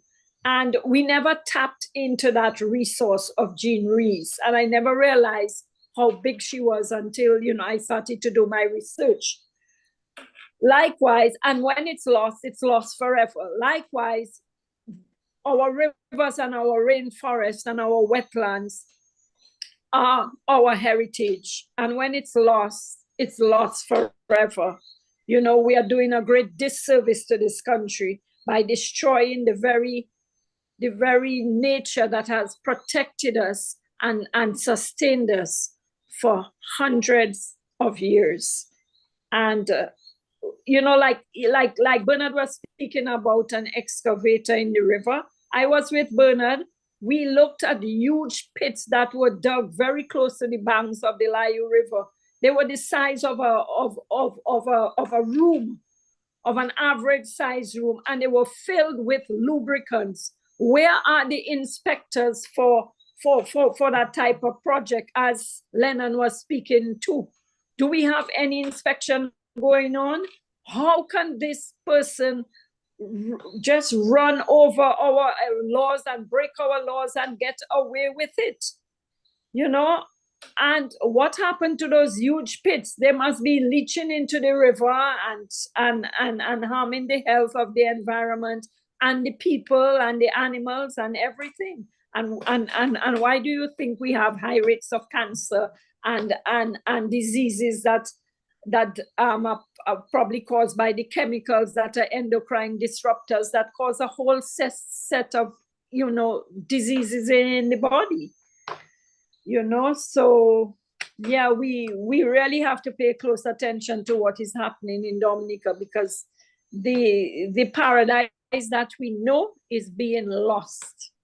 And another thing Annie probably didn't mention was, and a lot of people don't know, is that it has been brought to our attention that the Cabritz National Park, a huge chunk of it was removed from the national park, and now there's only a small portion left, and that's going to the marina. We ask, where is the EIA for the marina? Nobody has seen it. So it's the same old game that's being played, and it's just destroying Dominica. All right. All right, indeed, folks. Yes. If we take something from the feed. Before we go to the feed, Alvin, I have a comment from one listener listening as we speak, Errol Emmanuel. He too is a very big figure in terms of the environment. He sent us something here that he, a comment or two that he made on Q95 sometime back, and it's very pertinent to the discussion we're having here. So let's take these comments from Brother Errol Emmanuel, and then we'll get to the live feed. All right, let's just take those comments and chime it in the conversation. Dominica, as you know, it is a very divided country politically, and if it is not red, then, or if it's not blue, then, and so there are very little things that as a nation we can rally around. But here's an opportunity for us to rally around something, whether we red, whether we blue, whether we green, whether we yellow, is that our coat of arms states are body.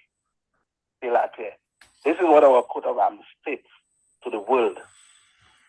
We also have a tagline that says we are the nature island of the Caribbean, some say of the world. And so any practice that is going on that is counter or against those principles of nature island, of body, I think as citizens, we have something that we can reunite and rally around. And whoever it is that is destroying nature, not managing nature properly, we have that responsibility as citizens to forget about what political orientation or religious orientation or economic orientation that we come from, and stand up for Dominica. I've seen quite a number of pictures, Matt, of late with the type of activities that are going on by these companies. And I want to call into question those who are charged with the responsibility of monitoring and enforcing the law. Because I think there are laws, but those who have to enforce the law appear not to be enforcing the law. I want to call on our foresters who have been trained in that field, that the state is employing. I want to call on whoever, whether we have hydrologists that are trained, whether we have soil scientists who are trained, if we have agriculturists who are trained in land conservation, counter plant, planting, the whole question of proper drainage. I want to call on them at this time. Madam Dominic is calling on you to give her the benefit of your professional training. You were not trained to just come back and draw a salary. You were trained to improve and give your country the benefit of your study. Exactly. The next generation is going to blame us if we today do not stand up and say the rivers are something that we value. I have relatives in Antigua, and every day she's calling 8 days now. They do not have water. Water we took for granted. There are countries where there were large rivers that people are walking across it like dry land. Is that what we want Dominica to become? Then what are we going to tell people to invite them to come here if we do not have the natural aesthetics that we use as our tagline and say that we are the nature island of the Caribbean or of the world? I think it is a time for us to realize that there are good ways and bad ways to have development. And as a nature island, given what we endured after Hurricane Maria, now the runoff of water is even more rapid. Landslides will become more prevalent. Floods will become more prevalent. That is when we have to be even more detailed and focused and specific as to our mode of development. Is now we're seeing that people just doing what they want all around our riverbanks, and new established companies with their buildings, their offices along our riverbank with the heavy equipment, and nobody is doing nothing. Who will stand for Dominica? We love Dominica, and it is being destroyed, it is being raped by foreigners, and none of us will stand to the defense of Dominica. I want to give a clarion call to each and every citizen, whether you red, blue, whatever, your religion, that doesn't concern me. Dominica is calling on you now, this very hour, to stand up and protect your country. Thank you. All right, indeed. Thank you very much as well, Mr. Emmanuel. That was his contribution on a related topic on Q95 sometime back, and he shared it with me, so I just thought it would be very, very apt in terms of the conversation we are having here this evening. Thank you, Errol. Yes, guys? Hey, and that was a call to action for our rivers. That's a call to action for our environment. We've said it over and over and over again. You ask about leadership, but I can only go so far if I. Alvin, we're gonna sorry, Lennon. Alvin, we are monitoring the live feed, so we'll get to you in a while. Yes, Lennon. Yeah, I can only go so far if I don't have people behind me. If I'm going to battle off, I can only do so much damage. At the end, and I'm not saying that in like we're going to fight people, but what I'm saying is if we go into any battle, any fight for environment, you and I cannot do it by ourselves. And I think what we are doing here tonight is really part of the process of educating people, informing them of their rights, their responsibilities, the rules, the laws, and what are they fighting for. You're not just fighting for the rivers, you're fighting for your health, your wealth, your future. And we talked about heritage earlier, and the point I would really like to highlight, and I know, Jackie, you mentioned it, even with the building, and you said something about, we don't teach. They have always said are people who do not know where they come from, do not know where they're going. And what is happening is, if you destroy that heritage, that story, that stuff that make us who we are, then in the future, we're always going to try to find ourselves. And if we do not know who we are and where we come from, and we lose that story, we lose that narrative, we lose that identity, then who are we 10, 20, 30, 40, 50 years down the road? Who are we? We are still fighting for things that we have fought and won for years ago. But that is the big issue. We lose our identity, we lose our heritage, then we become nothing. We become insignificant. And I must say, the depth of that is for our people to understand our resources, our heritage is what makes us who we are. We have to have a level of pride. We cannot.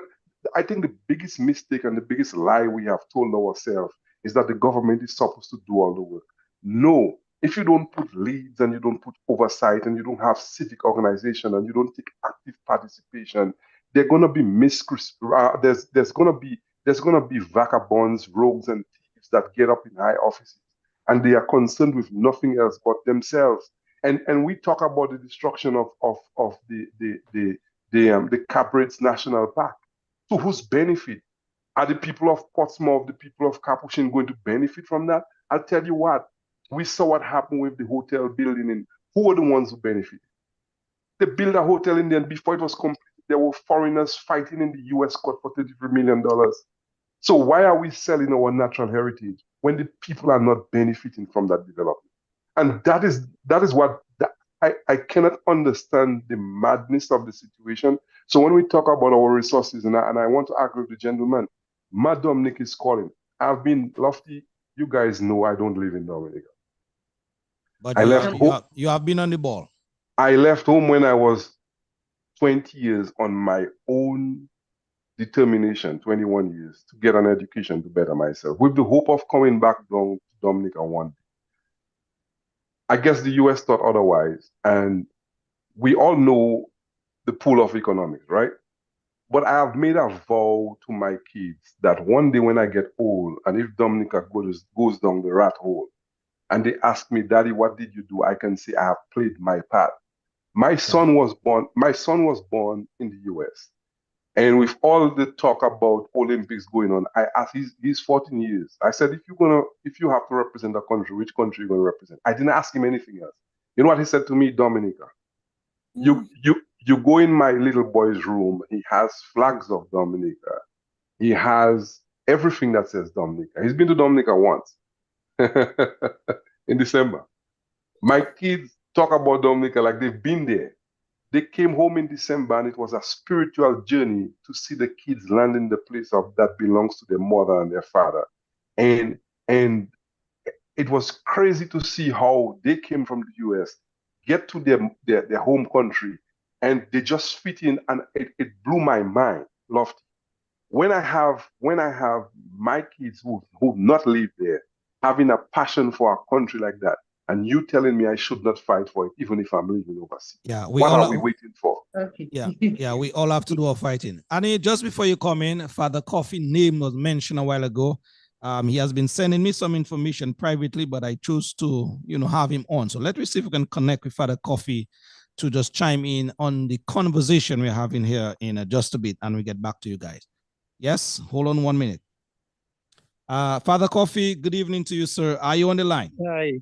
Yes, Lofty. I'm right, and I've been following you guys. Thank you. Yes, I am. Yes, go right on, Father Coffee. You're on now, and we're hearing you loud and clear. Read the conversation we're having tonight that you have been following.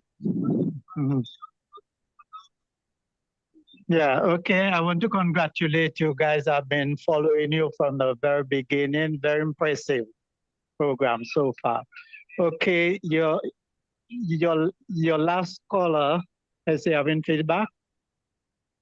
No, we are hearing you loud and clear. Go right on. Your last caller mentioned, is there anything, you have nothing to rally around?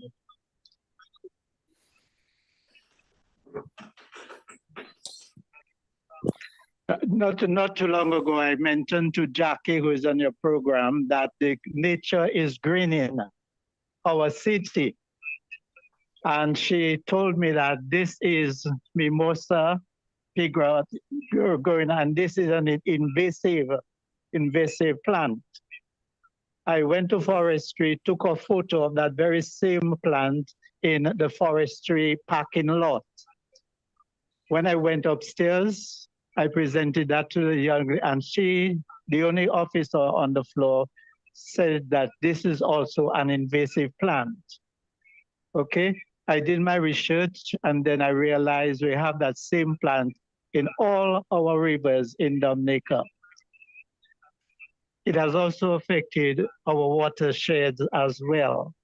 So I think this, at this time, is something we need to give immediate attention. Okay, and I'd like to throw it on your program, and I hope we can have a little discussion around that. Okay? All right.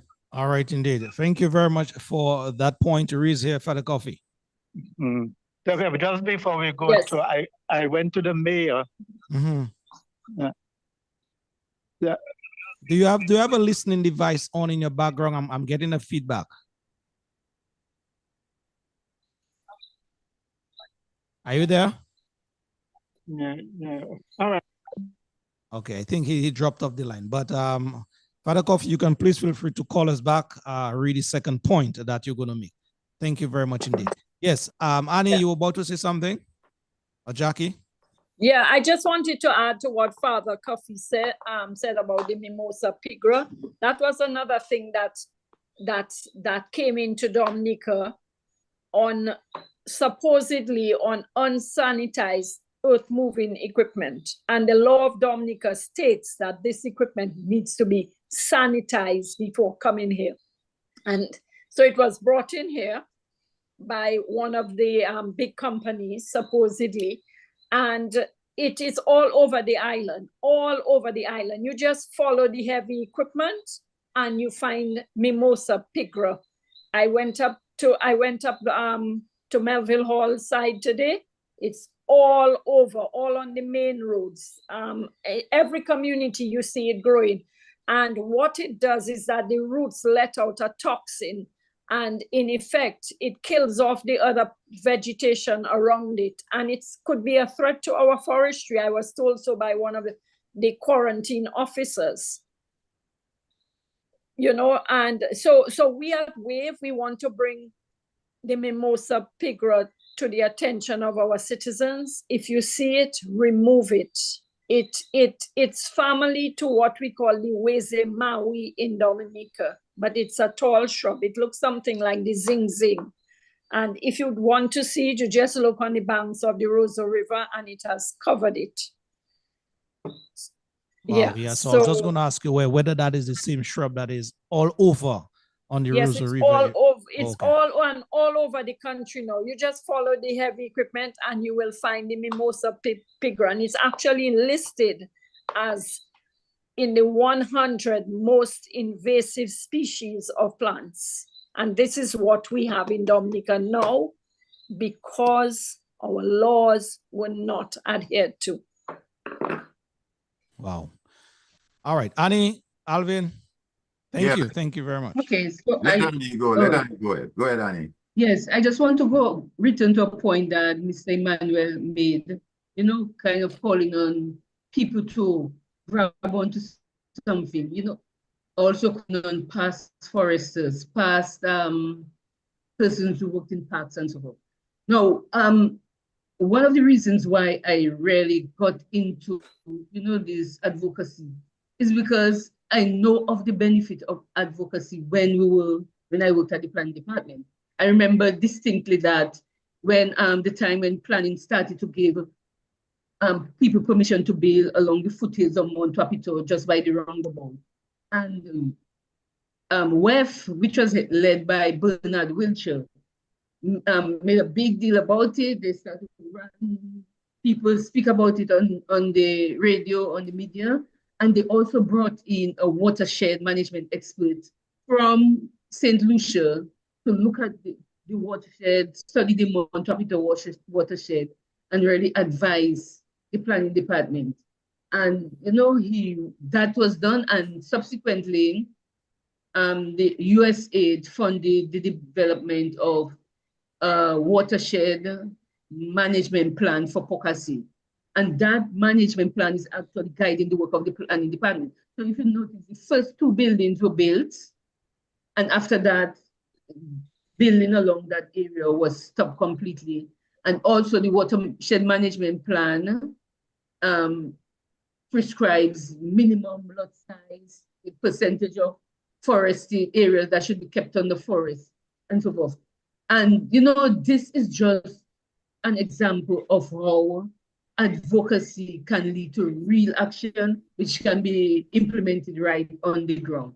So, you know, people might say we are against development, but what is development if it's destroying our environment? And planning at that time and the government at that time took heed of what was being said and established a management plan. One of the problems with establishing it is that, yes, planning, which is one of the problems with Dominica, there are a lot of gaps in our laws. So for instance, the planning department is really responsible for building, the development, the actual development.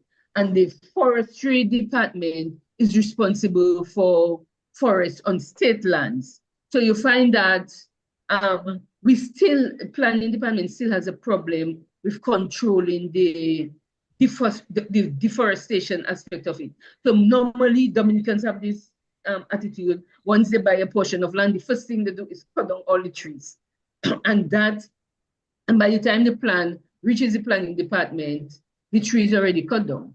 So that's why I agree with what Lennon is saying, that the established departments can take over the role of rivers, more or less, and watershed. But I have a different view about that. I think that because of the importance of our rivers and our watersheds, there needs to be a department or a unit set up responsible strictly for rivers. It may just be a few persons in it, because they then can coordinate the work of the planning department, the forest department, and where the gaps exist can, fit in. For instance, in the case of the rivers, the forestry department ends with the river life. The planning department starts at the buffer, which has been established. So there is a gap between the river and the buffer, which is the bank of the river, which nobody monitors. Whereas if you have, you review the legislation, then you can establish river buffers and also determine what activity can take place in the river. So I think that with the importance of the river, there should be a department of, maybe not watershed, there can be a department for climate change or something, and rivers can be under it.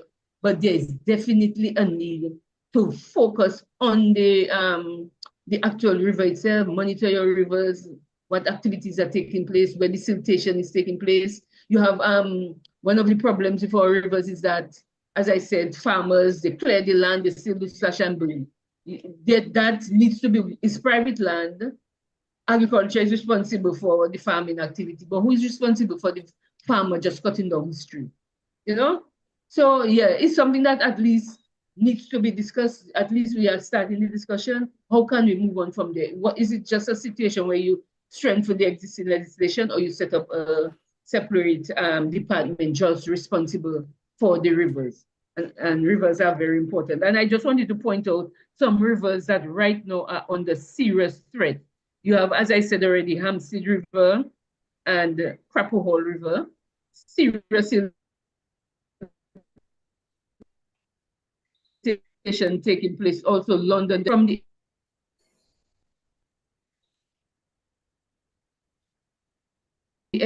effort side has just been placed on when rain falls, this water, this still is being run off into the river. Another river that I need to talk about very strongly is the Indian River. And I cannot understand why the people of Portsmouth cannot take control of that river. The Indian River are wetlands which support the ecosystem of the Indian River. It's just being backfilled. And this backfill is causing a lot of problems by one or two persons. This backfill is causing flooding in the river, to properties in the general vicinity, and it's reducing the wetlands that support the river. The wetlands supports all the fauna and flora. So you have this specific flora and fauna for the wetlands, and it's gradually impacting on the depth of the Indian River. Indian River used to be known as the deepest river. At some point, maybe a couple of years ago, the Indian River boaters called the planning department, fisheries, and all these departments and took us on a boat ride of the river to show the level of siltation that's taking place in the river. In some areas, the boat has to maneuver around the silted areas just so that it couldn't get stuck. So the impact on that river is very serious. And what is going to happen eventually, if the river gets very clogged up, the boats can no longer flow up the river, row up the river. Then the whole tourism industry, which is so critical for the economic development or advancement of the town, will be affected. So we have to be careful. Another thing that's happening is that a lot of the land around the Indian River is privately owned, and the owner keeps selling the land. Now, I've already advised persons in the town council that under the Planning Act, an environmental management area can be mapped out for the river. So you map out the entire wetlands and declare it an environmental protection area, And then you don't even have to purchase the land. You have to just dictate what activities can take place on that land. So, people, a lot of time people sit there and feel they don't have power, but they have the power. You know what is existing. Yes, as I said, some of the legislation is weak, but there the planning legislation is very powerful, and it can help in many ways in the meantime to assist in work. Yeah. All right, guys, we have like 10 more minutes to go. We have a call on the line. Hold on, hold your fire, Lennon, before we get back to you. Caller, yes, good evening to you. Yeah, good evening, Lofty. Yes, good evening. Right, interesting conversation. And others, and Brother Coffee made a point, and even our brother in his video presentation from before. I think the environment offers us the best civic path in Dominica currently towards mobilizing Dominica. I think what has enabled a lot of things to continue in Dominica is because we've been approaching them from a politicized and overly politicized platform. And I think the environment, and given you have a civic organization like WAVE and few others that are really in that civic, element, which is what happened, for instance, in the beginning of electoral reform. When we had a civic element, CCM was really a powerhouse kind of movement. You saw why things became large, and then it dropped after it became over politicized. I think the environmental conversation offers us the solution that we need to address this abhorrence of governance in the country. And so I don't want you guys to take it lightly. If people look at things, well, if it's not politics, it's not really changing. But I think right there, that vanguard can be a launch pad for change by being able to bring a broader collective of people into a more national consensus. People that are essentially alienated by just not wanting to just follow that political conferencing that's taking place in Dominica. All right, so I just want you guys to realize how important that mission is and why it can be leadership mission in terms of change. Thank you. Peace and blessings. Peace and blessings. Thank you very much indeed. Alvin, yes. Any points that you want to highlight before we go to Lennon? Because we have to wind down. Yeah, I mean, there's so many, but there's one in particular I want to read. It's from Peter Carbon, the former Minister of Agriculture. He says, as the first Minister of the Environment, because prior to that, we did not have a Minister, the Environment portfolio. It was just general agriculture. So he's right. The first Minister of the Environment, the UWP established the Environmental Coordinating Unit with the objective of getting a unified effort of solving threats to the environment. So there was a unit established to deal with some of the things that Annie just spoke about. And she's right. You need to have a coordinated effort, a coordination, because like I mentioned earlier, there are 10 different pieces of legislations on the books that impact or have in some way or the other, as it relates to our rivers, our land use. So that is one of the areas that came up. So maybe they want to talk to that. But let me just say to them in winding up, in their comment, in winding up, I would like them to address the theme, a call to action for rivers. And what kind of action would they foresee? And how do we get the people engaged in that action as we move forward? I'm happy to hear Annie saying that from what she's hearing and seeing on the ground, people already know. So that's encouraging. So how do we take enthusiasm and move forward with it? All right. Jackie, can you mute your mic, please? Hearing your pet in the background. Thank you. Yes, in terms of Alvin's question, any one of you guys want to take it before we sort of bring the curtains down on things? Yeah, I had a couple of things I just wanted to bring to light. Excuse me, quickly. Annie, does planning have a lawyer attached to that department? No. Okay, so that's one of the big problems. Yeah. So here is an issue there. So we talk about a call to action. So I think there needs to be legislative review, and that's why I'm asking that question. And I'll give you a perfect example. So in the US, there are different cities have environment, like Texas has the Texas Commission of Environmental Quality, Florida has the Florida Department of Environmental Protection. Each of these institutions has an established legal department and an enforcement department.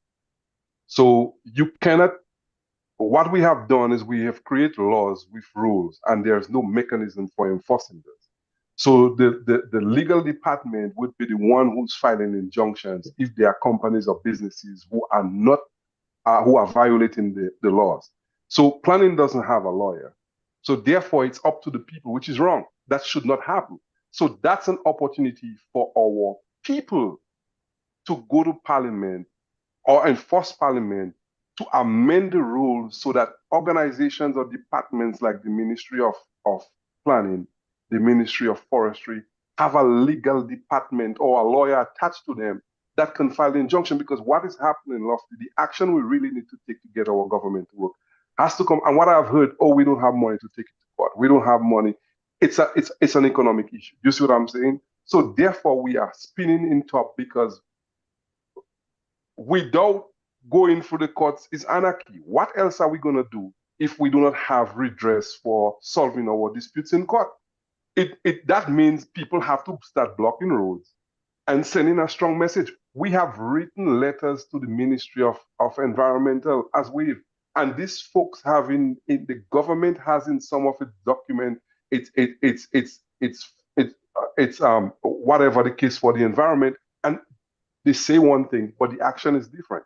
So without the ability to challenge these actions in law, in court, to get redress, to get a court order, to get a stop order, we are very, very weak in what we can do, except to go out and start blocking roads and doing what needs to be done.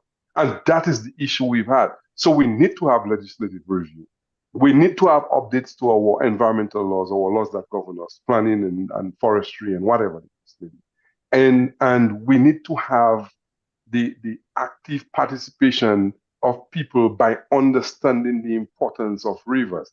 And we are starting by joining Father Coffee, who have been fighting for many years, to make World Rivers Day or World Rivers Day a big day. The fourth Sunday is the fourth Sunday or the third Sunday in September. That's the 22nd, the third Sunday in September. To make it a big day where people can embark on the campaign to promote stewardship of the rivers, getting celebrative picnics, educational trip, cleanup campaigns, tree planting, tubing, social media campaigns, having cooking competition. These are some of the things that we're encouraging the public to take part in, because for you to fight for something, you have to understand its value. And if you don't understand its value, why am I going to fight? Sacrifice my life for something that has no value? And I think right now, what we are asking for is for the entire public to understand that the violation of our environment is a violation of self. And the caller who called last, he said, probably the environment is something that the country can rally around for civic organizations. You know why, Lofty? I'm going to give you a case study in Dominica. Annie and I was on a program with the people of Wesley, talking about the importance of EIE in the construction of an international airport. I am a professional geologist with over 20 years working experience, right? We suggested that you need to conduct an EIE to ensure that you are covering all the things that can go wrong. Put it in the plan. Guess what happened a few months ago? We saw the photos of rivers being blocked because they went ahead and filled the area where the runway is supposed to go. You know why the public is going to fight? Because after Annie and people like me tired crying, nature is going to take its course. And you know what? It's painful. And when people start feeling pain, then they're going to react. That's why the environmental impact is so important, because whether we want it or not, we saw what happened with Hurricane Mary and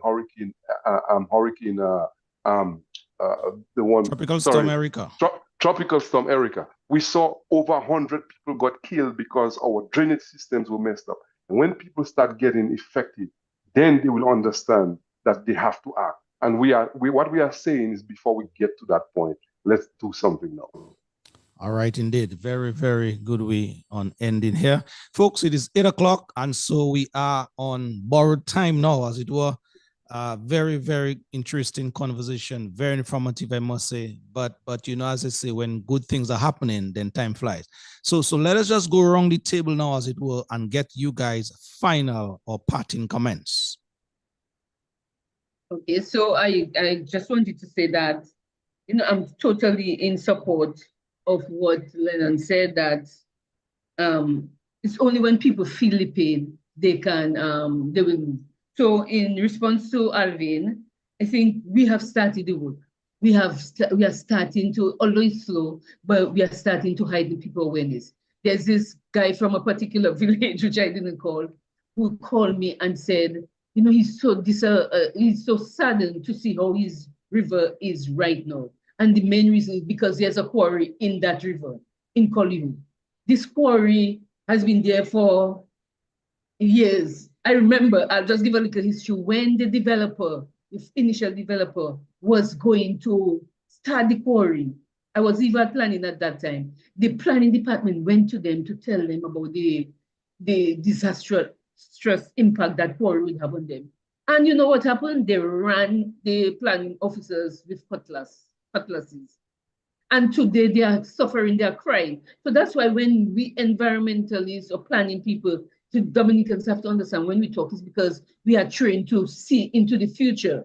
We are trained to know that it's like once XYZ is not done, the future will be, in the future, it will manifest itself. So yeah, so I really want our people to just start, you know, to get into that sense that, and you know, do the introspection and say, it's time for us to start protecting our natural resources. That is where I think the call to action must start, with the people feeling the pain and deciding this is the time. And once that happens, then other things will fall in place, like the legislation and taking the action to court, that sort of thing. And there's another thing I want to mention, that in addition to the 10 pieces of legislation that exist, there are 2 critical pieces that were developed through the initiative of the planning department when I was there. One is a quarry bill and regulations, and one was done by the environmental coordination unit, which I think was a climate change and development bill. So there are pieces of legislation existing right now which are supposed to strengthen the hands of these departments, which would be implementing them, to even make their work much easier. So yeah, we do, and we need to, you know, we have to understand that the people in these departments are under a lot of stress, but we put in the pressure from here is actually helping them, as we saw in the case of Bernard Wiltshire. So we just have to continue, and at the same time, take whatever action legally that we think is necessary. All right, Mrs. Edwards, thank you very, very much indeed. Very, very good. Jackie, your time to sort of wind it up, bring it home. Okay, yes, I just want to say thank you to the great men and women who have paved the way for us, like Bernard Wiltshire. His name is synonymous with World Waitikubuli National Trail, WEF, Athimate, Dominica Conservation Association. He fought on many levels and many aspects of life in Dominica. Father Coffee, I think we can refer to him as the father of our rivers. You know, he really prays and fights for it. Margot Larrock, who does a lot of the groundwork for WAVE. I would like to thank her for all her hard work. And I want to make a call to Dominicans, regardless of your political persuasions. Look, you know, at what is happening around, and have a conversation with your neighbor, with your PAL rep, with your prime minister about what is happening. You know, we need to raise our voices about what is happening in Dominica, because Eden will be destroyed.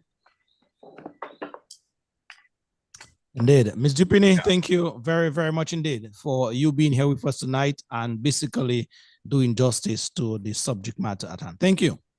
Thank you, Lofty. Thank you, Lofty. Yeah. Mr. Matthew, your take. Hey, you know, it's always a pleasure, Lofty, whenever I get invited to share my thoughts, anything that has to do with Dominica. I think as a citizen of Dominica, as citizens, we start action by having a conversation. So it's through conversation we bring information out, we bring ideas, and it has to start at some point. Hopefully one day we will see a construction of a following, a construction of an ideology, a construction of a mentality that informs the Dominican public. For things to change, it has to start with every individual making that conscious decision to move forward.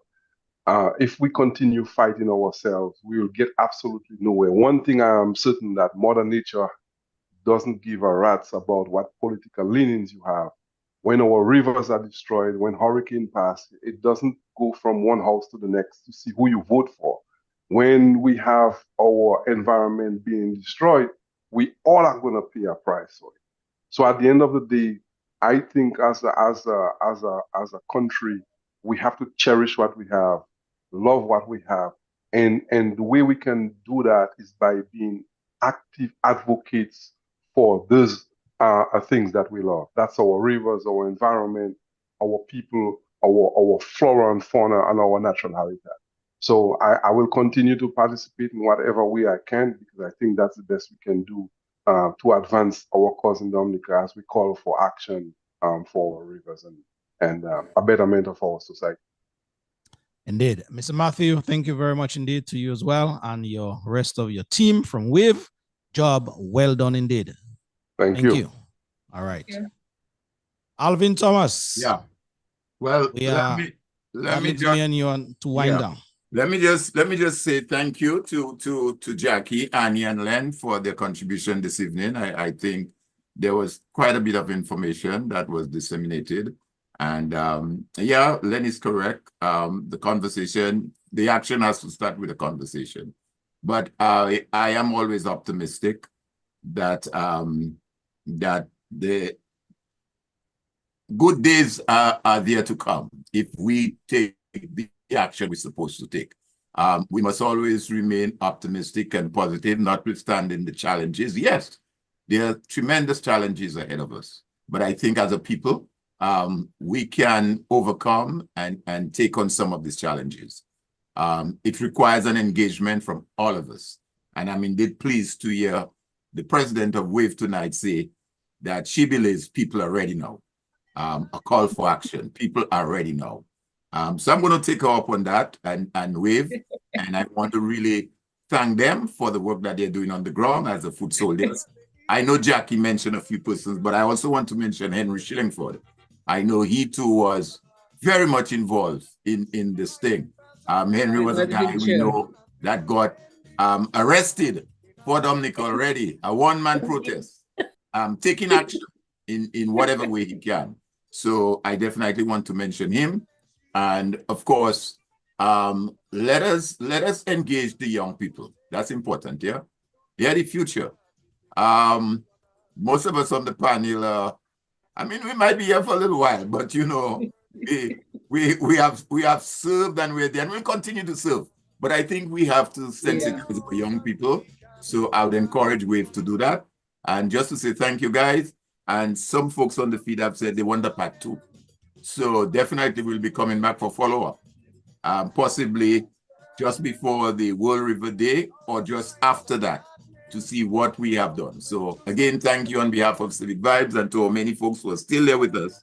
We want to say thank you for always participating and engaging in the conversation.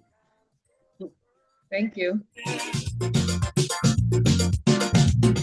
So there'll be no more murder and suicide. We put our petty differences aside. Boy, a new direction for the nation to the next millennium. So tell me, do you believe in miracles? Then light a candle with the until we ever to make no. What are we to end? Give the candles burning. What a way to end Dominica. Those of you in the region looking on and watching on as well, and also for the refill. Let's keep those candles burning, as said Father Branca John. Trust in God you cannot shake, and to her he is the greatest of all the greats. Not even the volcano, she don't even afraid it blow. She said she lived here long enough to know. Lived through all kinds of disaster. Let's keep those candles burning for our country, Dominica, for its sake. Blow again and again. So to the team of Wave or from Wave who attended the discussion here tonight. Outside forces never control we stand proud. You guys executed excellently. That is more. Brother Arundel Thomas, good evening to you, my bro. An ardent listener, a fan of Civic Vibes. Found myself singing this song. If we can just burn. And all of you, yes, you and you. This crisis and what is this program without you? If we can just thank you very much each and every time for your eyes and ears. If we can just burn. Dominicans, that is it. We got to pack our bag and make some tracks, as it were. Do enjoy what is left of your night. See you next week, Sunday, same time, same place. Bye-bye. We love you. A new direction for the nation to the next millennium. Tell me if you believe in miracles, then light a candle. Idiotic, we are put on nickel. If we can go, if we can just burn.